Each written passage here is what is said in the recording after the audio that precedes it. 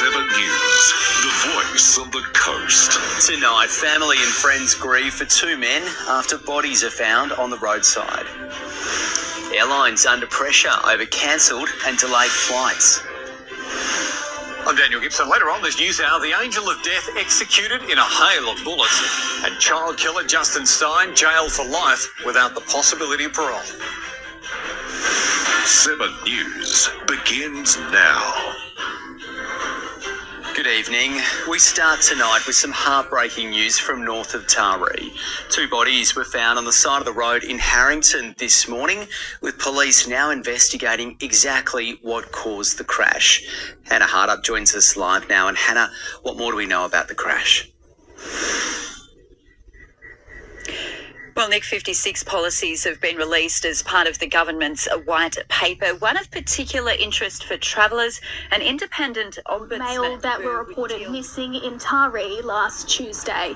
Police went to Harrington Road around 9 a.m. this morning following reports of a motorbike crash. Police directed traffic for several hours, with the road unable to be closed, being the main thoroughfare in and out of Harrington. At this stage, the circumstances that led to the crash are unclear, but locals say it's a notorious road for near misses.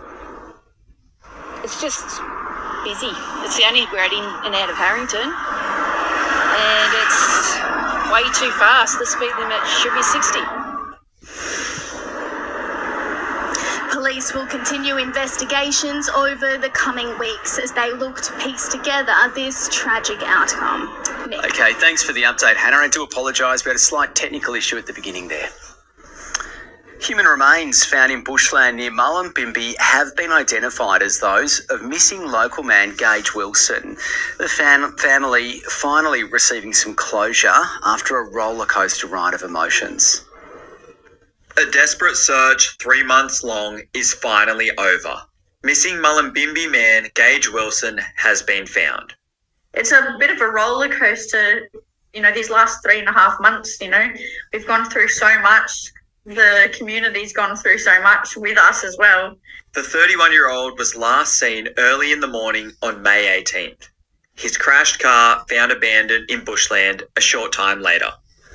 22 days ago, a body was uncovered near the wreckage. Police today formally confirming it belonged to Gage. I guess knowing that the confirmation that the body that was found was him 100% now, I guess that makes it a little bit more real. While the exact cause of death won't be known for many months, plans are already underway to bring him home for a proper farewell. At the end of September, I'll be putting together a memorial service for Gage, and that involves everyone who loves my brother and everyone who's met him throughout all the years. Closure finally for a family and community left in the dark for months. Tom Desborough, 7 News. A 35-year-old woman has appeared in Coffs Harbour local court today, charged with the murder of a 62-year-old man. Lisa Marie Cummings is accused of putting Mark Myers' body into a surfboard bag and dumping it at a property west of Coffs Harbour on Thursday. It is believed Cummings and Mr Myers were known to each other. Cummings made no application for bail, with the matter to return to court on October 15. Big promises have been made to reform the airline industry, with new policies handed down by the federal government today. Samantha Crowe joins us now. And Sam, what reforms have actually been included? Well, Nick, 56 policies have been released as part of the government's white paper. One of particular interest for travellers, an independent ombudsman who would deal with refunds after cancellations and delays. Arriving in Port Macquarie today, Rex customers reported clear skies without any hold-ups. I've had no problems with this flight, so everything on time. I've never had a cancellation and haven't had any trouble. But cancelled and delayed flights have become a major concern for travellers flying in and out of regional airports. A federal government white paper promising to reform the airline industry, making refunds easier for cancellations or extended delays. Yeah, I think that'd be good. I think we should get refunds when it's last-minute cancellations. It's not fair. So, yeah. Yeah, definitely. Good idea. Yeah, definitely. Absolutely. A good good idea, I reckon. Do you think you'd book more flights knowing that it's easier to get a refund? Yes, definitely. However, the details on who would be eligible for refunds is still unclear, with a consultation stage now underway for a Charter of Rights. I will put an interim ombudsperson in my department in the immediate term to start drafting the Charter of Rights. That will happen in the next day or so.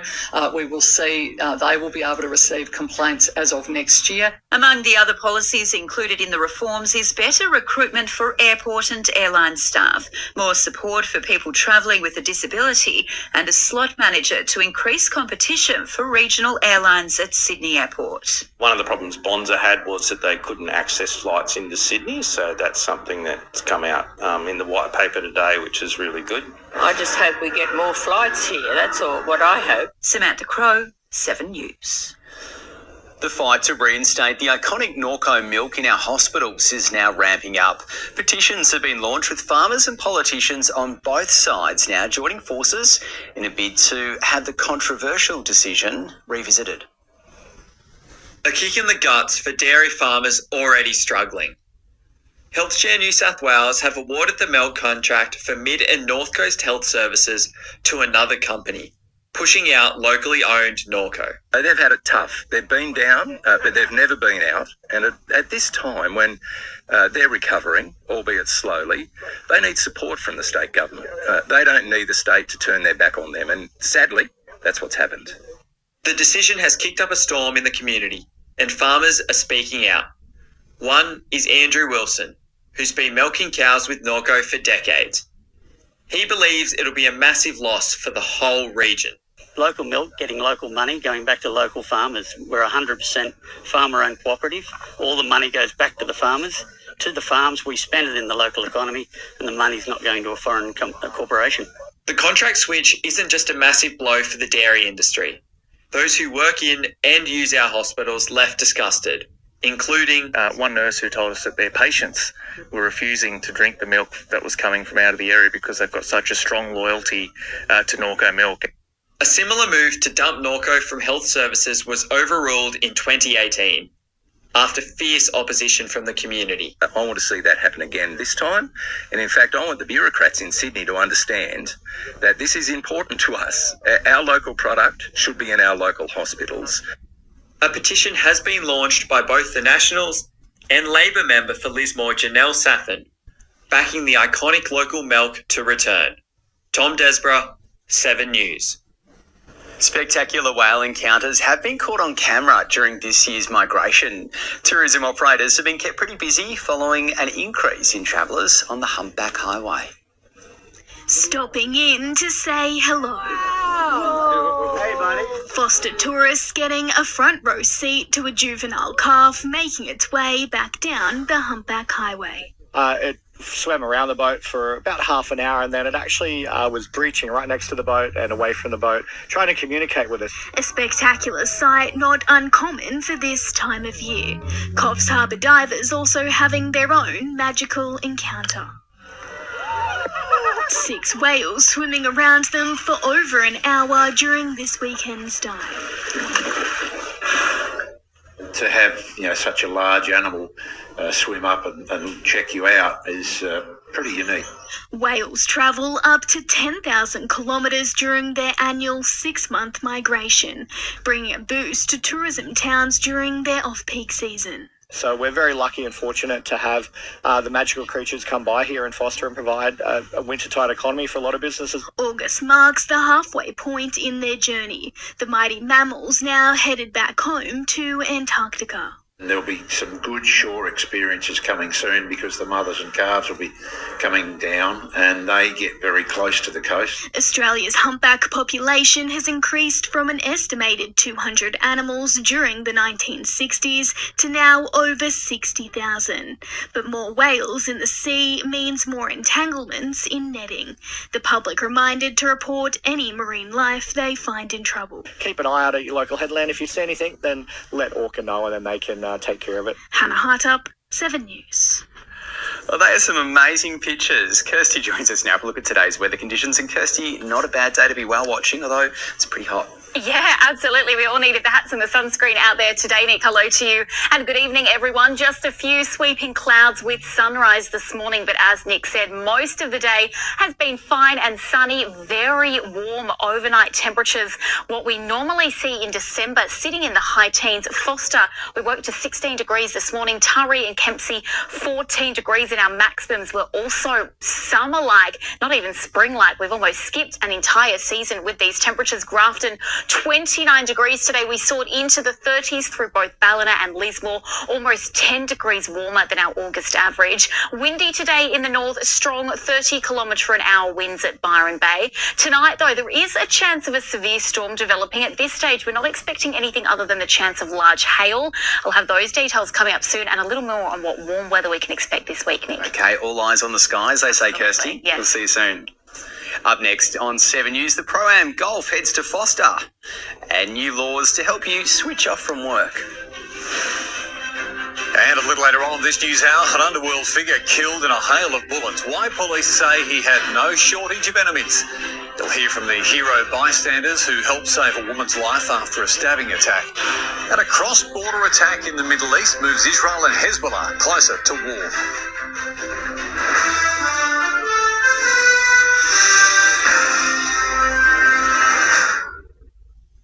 Welcome back. New laws have come into play, giving workers the right to ignore after-hour calls and emails from the boss.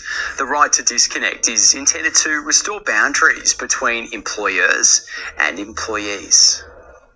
Australia is the latest country to implement laws giving people the right to disconnect from their employer and workplace. Mental health experts say it's a positive step for workers. Well, it will create a good work-life balance, and it's giving employees permission to be able to disconnect, to be able to switch off, and that work is within their designated time frame. Your right to disconnect will depend on how reasonable after-hours contact may be. You will have to raise a direct complaint with your employer if you think your right is being impinged on. But lawyers say what is and isn't reasonable will be a point of contention. Because what's reasonable for one person is certainly unreasonable for the other, and we don't have any case law on this point to govern or act as precedent when we determine such matters. After a direct complaint is made, the Fair Work Commission will get involved by offering dispute resolution methods such as mediation. If that doesn't work, stop orders will be issued. The Fair Work Commission can hand out civil penalties. Ms. Hoffman says this marks a change in workplace culture. Having something like this in place allows us to culturally start to shift around what is within your work delegation, what are the hours that you should be working. Hugh Pearson, 7 News. Mid-Coast Council's Disability Services officially has a new provider. They're called Ability Options. Mid-Coast Council made the decision to transition out of aged care and into disability services in February this year. They have been in consultation with Ability Options since that time to transition clients and staff into new care and employment. It is hoped the new partnership will be a winner for everyone involved. The Pro-Am has returned to Foster Tuncurry for the first time in 6 years. Over 50 pros between the ages of 18 and 65 hit the course, the first round teeing off around 7 a.m. this morning. It's the third stop of the Pro-Am circuit, which started in Port Macquarie last week. It's great. It's a great course. There's a bit of a big turnout from the locals and members and stuff like that. Yeah, it's great weather and yeah, you can't ask for too much more. Local businesses got involved, taking a swing in teams with some of the best golfers in our country. Up next in sport, Hastings Valley and Coffs Harbour clash in the Rugby Union Grand Final. And the Magpies and Breakers vie for AFL North Coast Premiership glory. Affordable water filters giving you a safer drop. The 6 times for your home.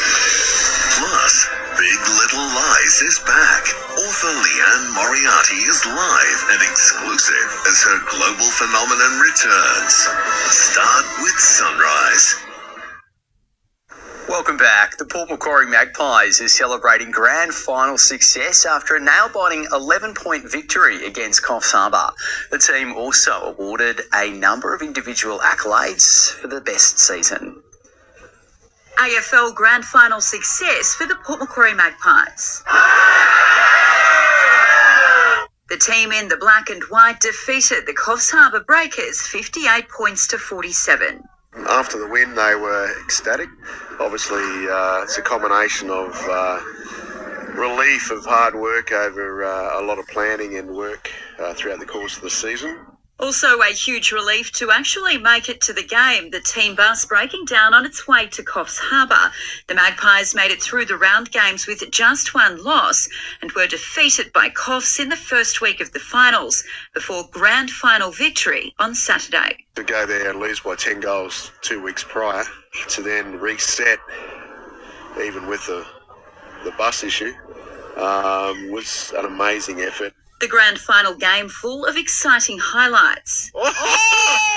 We played 3 under-18s. Young Tom Ryan, who's part of the Sydney Academy, had played some senior football before, but young Cooper, Sheldon and Bray Fuller. It was their first senior grand final. Port Macquarie's Jesse Schmidt secured best on ground for the final. Luke Hobniski claiming best on ground for the 2024 season. So you've got a bloke who wins a medal in a league by 9 votes from 8 games is absolutely incredible. Samantha Crowe, 7 News. Coffs Nappers had a big day out on Mid-North Coast Rugby Union Grand Final Day, claiming 6 premierships. A premiership 6 years in the making. Coffs Snappers hanging on to claim a heart-stopping 21-19 victory. First grades premiership, 1 of 6 for the club, on a triumphant day that finished under lights. I'm just so proud to be a Snapper today. I love this club so much, and yeah, it's an incredible feeling. The Snappers scoring the only 5-pointer of an enthralling second half. Their ability to keep the ball in play, one of the keys to the win. We definitely went up tempo. We feel like over the last 2 years we've probably been the fitter side in the competition, and yeah, playing to that strength. The boot of winger Shoni Okazaki ultimately proving the difference. Credit to Hastings, from where they were last year to this year, they really pushed us all the way. So, it was a great game of footy. Last year's wooden spoon, now a fading memory. The Vikings falling agonisingly short, but happy to again feature on the last day of the season. Unfortunately, it wasn't our kick that decided it, but, we've had a great year and it's good to be back up amongst it. The return of club stalwarts, Adam and Hamish McCormack, not enough to get the Vikings over the line. They've been around the club forever. They're the established, veterans with a few of us, so it's great to have those boys around. The Snappers basking in the glory of another premiership, their first since 2018. The Vikings, excited about the future. Paul Jobber, 7 News. Port Macquarie Dolphins' quest for a men's Waratah League basketball success has again fallen just short. The Dolphins' 6-game winning streak came to an end on Saturday. Hills Hornets holding on for a 72-64 victory in the elimination semi-final. The 8-point defeat saw history repeat. Port Macquarie were knocked out at the same stage 12 months ago. Port Macquarie just snuck into the finals in 6th position. Hills were defeated by Tamworth 95-62 in the grand final. Up next in 7 News, Kirsty's back and she's got your weather forecast, everything you need to know for the rest of the week. Welcome back, everyone. A series of cold fronts are crossing New South Wales and into Victoria, dragging unseasonable heat and strong winds to most regions. Temperatures are forecast to remain well above average for many of us throughout the week. The exception is through Thursday, when those maximums could drop by up to 10 degrees. Now, through these systems, skies across the north coast are likely to remain dry and settled. It is the Victorian border region, though, and just parts of southeast New South Wales where we're likely to see intermittent wet weather across the week. But for the mid and far north coast, blue skies and sunshine are on the way tomorrow. Gorgeous temperatures too for most of us, sitting around the mid-20s and about 5 degrees above the August average. Even warmer than our September and October average for some of us. A bit of a light breeze blowing. There is the chance of some slight thunderstorms developing, though we're not expecting any rainfall. A top of 27 degrees through Casino, and the same for both Grafton and Lismore. On the waters, our sea heights around 1 metre tomorrow for Byron and Coffs, with our swell around 2 to 3 feet. Winds becoming northerly at 25 knots in the south, where those seas reach 1.5 metres. Wednesday will welcome much warmer temperatures. Foster jumping from 24 tomorrow to 29 midweek. Kempsey, Port Macquarie, Taree, all in the 30s maximums, even above our January and February average. So we're certainly expecting a taste of summer through the middle of this week. Windy weather in the morning, though. We're expecting northwesterly winds to reach around 40 kilometres an hour. 31 in Casino and 30 for Coffs Harbour. Now, the warmer weather, the sunny skies and the mild winds will continue into Thursday too. Kempsey back to 26 degrees, so dropping about 5 degrees compared to Wednesday, but still warm and still certainly above average for this time of year. We could feel some slightly cooler winds, though, some southwesterly winds bringing that cooler air up from the south. These temperatures forecast to warm up once again through Friday and into the weekend. The week ahead looking hot, even, Nick. See, Kirsty, feel it. Hot, hot, hot. Hot, hot, hot. That's it. Thank you. And that is your local news for tonight. I'm Nick Hose. Thanks for watching. In just a moment, Dan's got your latest national and international news. Enjoy the rest of your Monday night. Kirsty and I will see you tomorrow at 6.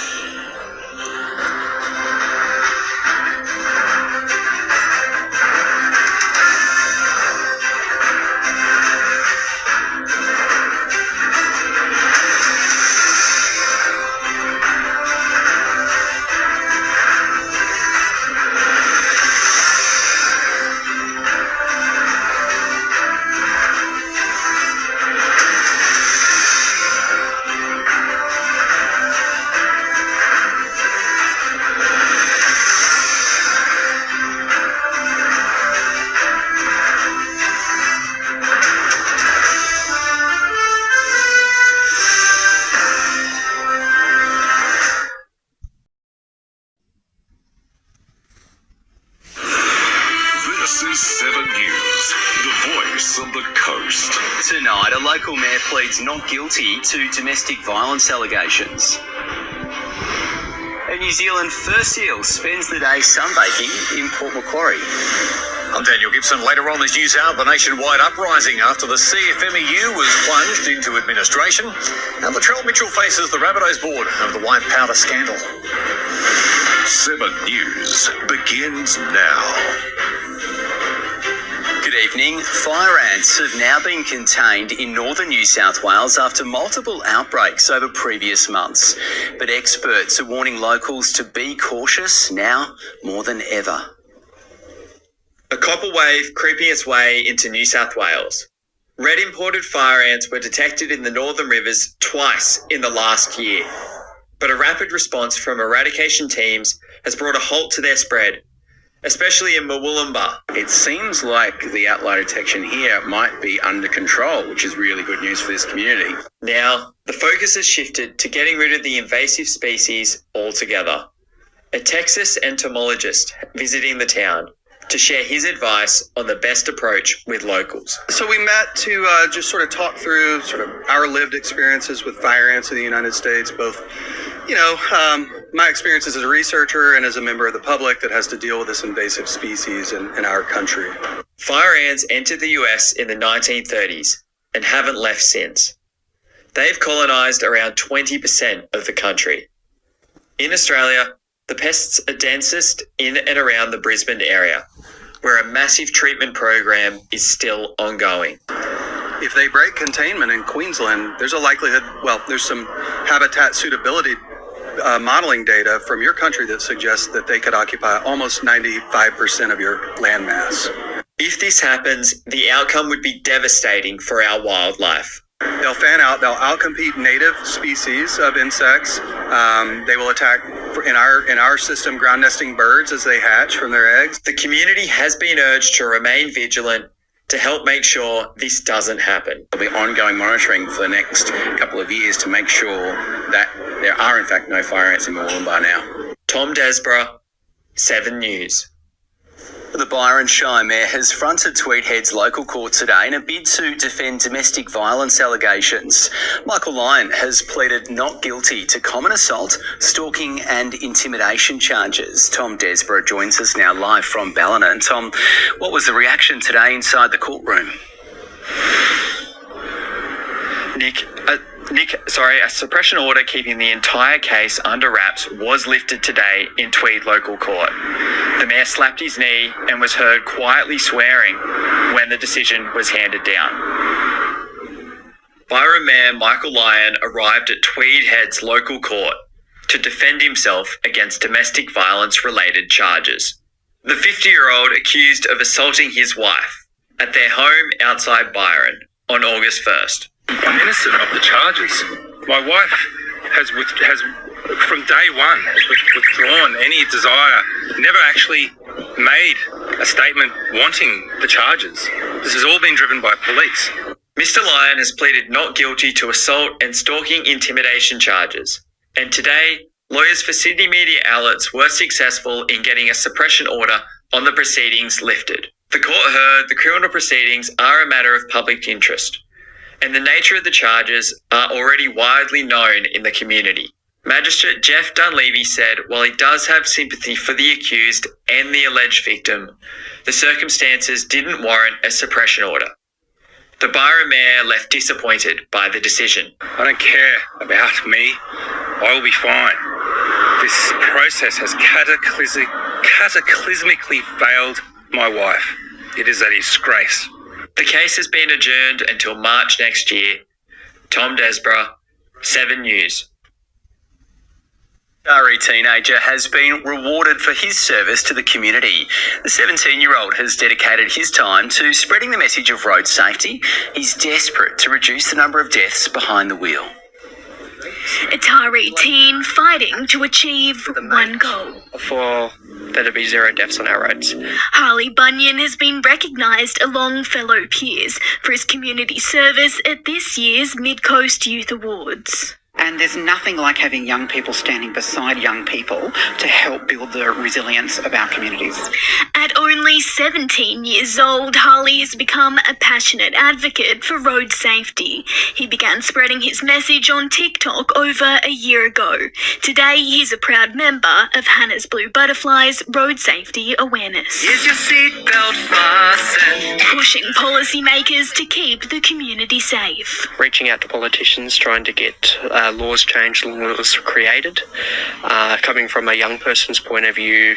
He's been fortunate to not have his own experience with road trauma, but says the job still comes with its challenges. The young teen facing relentless online trolling and harassment. Brings me down, but I just get straight back up and I go for it. Currently studying for his HSC, he hopes to one day go into teaching, believing education is the key to changing the world. Education is not just for that 12 years, it's a lifetime. You can learn something new every day. Hannah Hartup, 7 News. And Hannah Hartup joins us live now. And Hannah, there were more inspiring young people who were rewarded for their service to the community. Nick, over 15 young residents in the Mid-Coast have been recognised at this year's Youth Awards. Amongst those awards, they were separated into 2 categories, those aged 12 to 17 and the others aged 18 to 21. Tennis player Leia Pepsini and swimmer Joel Fleming were among those recognised for their efforts in sports, both amongst the best athletes in their field in the country.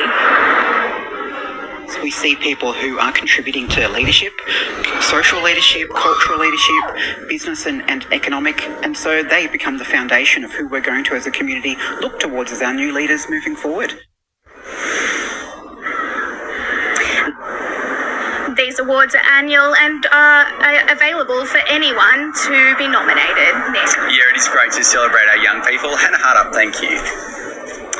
Onlookers have been treated on Lighthouse Beach in Port Macquarie with a seal spending the day sunbaking on the sand.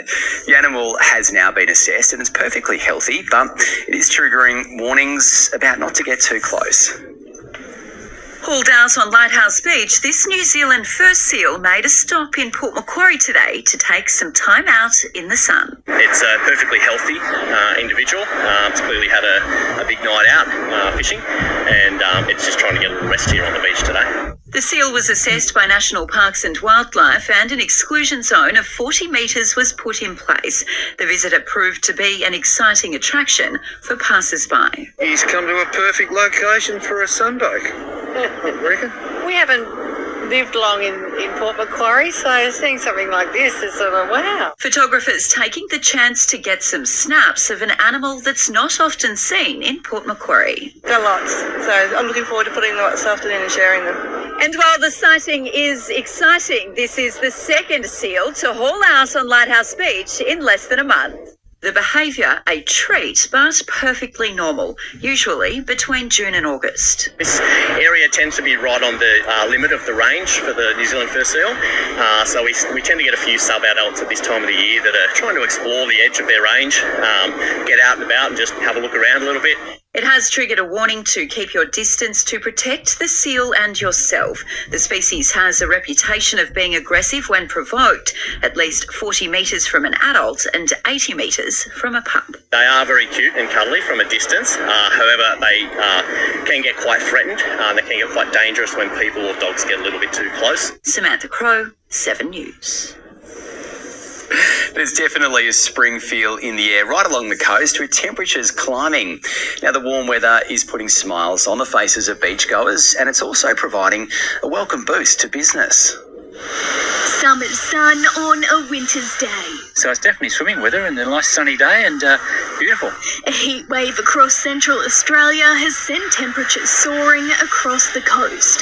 Beachgoers were out today lapping up an early start to spring. Oh, it's divine. We're loving it. We're all the way from South Africa. Despite the warm conditions, surf life-saving patrols are not expected to kick off until late September. They're urging people to remain vigilant when cooling off over the coming weeks. Look at the conditions, and if they recognise there's rips or some dangers, or they feel uncomfortable at the location, just to pack up and find somewhere else. The seasonal change has been welcomed by the RFS, who've been unable to conduct hazard reduction burns due to wet conditions. Hopefully a bit of some dry weather will be able to give us that opportunity to go and do these hazard reductions. Winter is usually the toughest time for businesses in coastal communities. This summer bliss bringing an early reprieve, with tourism only set to grow. Well, I suppose kind of we're on the beach, obviously, so it kind of comes hand in hand when the weather's out. Everyone's happy, and helps business, I suppose, as well. But as spring blooms a little earlier than expected, pharmacists have seen sniffle season make its appearance too. You see a lot more pollens and things like that in the springtime, and so if you notice when you're driving around town, there's a lot more yellow pollens out. That's a big trigger for a lot of people. Hannah Hartup, 7 News. For more weather, Kirsty joins us now for a look at today's conditions right across the coast. And Kirsty, am I allowed to say that spring has sprung? Well, officially, spring won't be sprung until Sunday. But with these temperatures, Nick, it is very warm across our evening. Hello, everyone. We've had clear blue skies and sunshine today. Our temperatures reached the low to mid-20s, even in the high 20s through the mid-coast, well above average for this time of year. But it was windy too. We had northeasterly gusts more than 30 kilometres an hour for Port Macquarie and Coffs Harbour.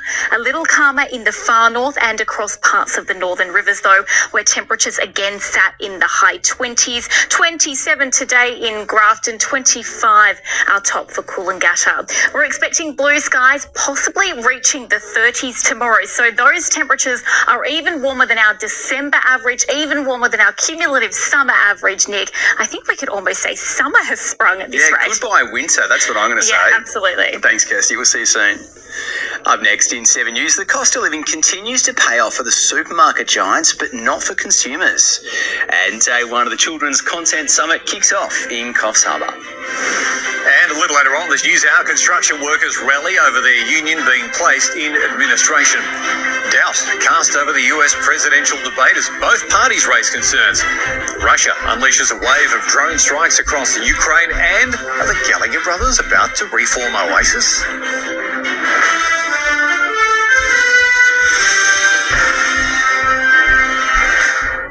cost of living crisis has continued to pay off for the supermarket giants as more and more people choose to eat at home rather than dine out. Coles is cashing in on more than $1 billion in profit this financial year. The tags claim prices are down, but the profits are way up. Coles has made $1.1 billion for the 2024 financial year. That's up more than 2% on last year. I think it's pretty gross, to be honest. That's a bit much. I would hate to guess how much the CEO is earning on top of that. In good news for shoppers, price growth in the aisles has started to slow down. For every $100 each customer spends, the Coles Group makes $2.60. Since the inquest, they seem to have capped their prices a little bit, which is a good thing. The supermarket giant puts the profit spike down to more people buying groceries to eat at home instead of dining out. But the hip pocket pain is still putting pressure on household and business budgets. We have to bump our prices up a little bit too, which we're trying not to do too much, but it does make it hard for people, I think. Just got to try and manage it the best way you can. How do you manage it? Go without some things. Many shoppers are turning to smaller suppliers instead. As a consumer, we can make a choice about what we're eating. I can't charge those prices. Local retailers say by supporting local, it's often a better outcome for everyone. It's very hard to screw a farmer when you know he's got family, they've got to go to, you give them the best you can. To support local farmers and keep food miles low. Emily Francis, 7 News. The Australian Children's Content Summit has kicked off in Coffs Harbour. The event focuses on the children's and family screen industry right around the world. It's previously been held in international locations like France and Canada. It's great to have 250 delegates from 10 countries to here in Coffs Harbour to talk about Australian children's content. The producers of iconic children's shows such as Bluey and Kangaroo Beach were also there. Even a former Yellow Wiggle featured as a guest speaker. Lovely place to recognise Australian content and for Australian content creators to pitch their shows to networks right across the globe. The event will run for 3 days at Pacific Bay Resort. Up next in 7 News, the best junior AFL talent on display in the regional schools final. And a Port Macquarie multi-sport star returns home as a dual champion. Cashing in on spring cleaning. How to earn hundreds of dollars selling your unwanted items online. Plus, Harry Garside's new fight. The Aussie sporting hero more personal than ever before. Start with Sunrise tomorrow morning. Welcome back. An 18-year-old St Joseph's Regional College student has just returned from Townsville, boasting dual world titles. Tom Jenkins taking 2 gold medals from the Multisport World Championships. Not one, but 2 multi-sport world championships. Tom Jenkins will be the 18 to 19 world champion. Well done, Tommy. Tom Jenkins secured gold in both the cross triathlon and cross duathlon in Townsville. Well, it was definitely a pretty surreal moment getting those 2 world championships, being up on top step. The first event involved a 1 kilometre ocean swim, a 20.5 kilometre off-road bike trail and a 6 kilometre run. In the second event, a 6 kilometre run, 20.5 kilometre trail ride and another 3 kilometre run. Jenkins grabbing victory in both. They were definitely tough through some parts more than others, but it took a lot of training beforehand. My first event for these cross disciplines was only the national event, where I then did that about 5 or 6 months beforehand. And the other competitors weren't the only thing this 18-year-old was keeping an eye out for. Being in croc country was certainly something else to think about when I dove into the water, not knowing what was just out of eyesight. Jenkins used his experience on the bike to drive home the dual world championships. More than 20 kilometres on the ride, giving him the advantage over tough opponents from all over the world. The longer distance on the bike did help over it, because on the run I'm not the fastest, so I just had to try and survive on the run, then make me time up on the bike. He now has his sights set on next year's World Championships in Spain. World champion from Australia, Tom Jenkins. Samantha Crowe, 7 News. The regional schools AFL champions have now been crowned in Coffs Harbour. A spot on the Tier 2 state final on the Central Coast now up for grabs. MacKillop College in yellow and black, battling it out with a local rival. A berth in today's regional final booked after a 24-15 victory over St Columba Anglican School. Boys, good intensity, attacking the footy. It's been a good game so far. Smashing them. Playing next after this game against, I think, Coffs. Some of the best junior AFL talent ranging from Port to Coffs on show in Sawtell. Yeah, it's really good. It's quite exciting. We just umpired two Port Macquarie schools that had a lot of kids that played in the local grand finals recently. It was a really high standard of school footy. Schools throwing their support behind a program that is going from strength to strength. It's really growing both in the schools and in clubland, and it's really fantastic to see. Ditching the school books for a day never looked so good, with kids improving every game. We have a lot of new players and everything, so this is like a big opportunity for us. We're all learning to be a team. Bellingen, in blue, red and white, were too good for Camden Haven High School in their girls' clash. The Coffs Coast side cruising to a 27-1 victory. Bellingen and BDC look really strong in the girls. In the boys' final, MacKillop defeated Coffs Harbour High School 22-1. In the girls, it was Bishop Jewett College, who were too good for MacKillop, with a 14-2 triumph. Our schools have been pretty competitive down there in recent times, and that's held fairly early in Term 4. The Tier 2 state final in Tuggerah on October 29, now looming on the horizon. Paul Jobber, 7 News. Well, the run of hot weather will continue. Up next, Kirsty's got your local weather forecast.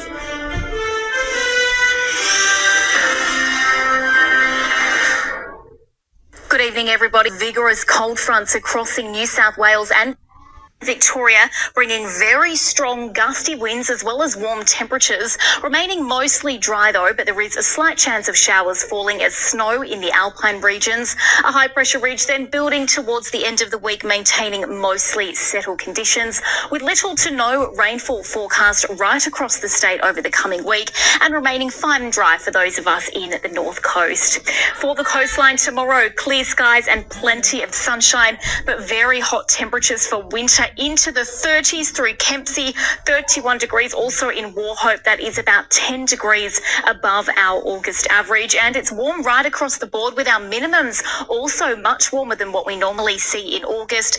Gusty winds around, northwesterly winds up to about 40 kilometres an hour tomorrow morning for the mid-north coast, not quite as strong in the far north. Byron Bay still windy and 26, and Evans Head a top of 30. On the waters tomorrow, we are expecting our seas around 2 to 2.5 metres with a swell below about 3 feet. We're expecting north-northwesterly winds and a strong wind warning for Byron Bay up to 30 knots. A strong wind warning also for the Hunter Coast.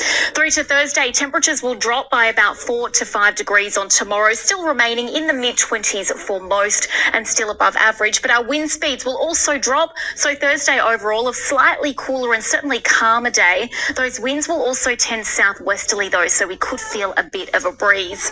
As we head into Friday, maximums once again well and truly increasing back to the high 20s through most of the mid-north coast, 26 degrees for Dorrigo and a top of 32 for Casino and Lismore, becoming very warm, summer-like temperatures in fact as we wrap up the end of the working week. We are so close to spring, it's already feeling like summer, Nick. You certainly are, Kirsty. Plenty of sunshine. Yes. Thanks. That is your local news for tonight. I'm Nick Hose. Thanks for watching. Up next, Dan has your latest national news. Enjoy your night, and we'll see you tomorrow at 6.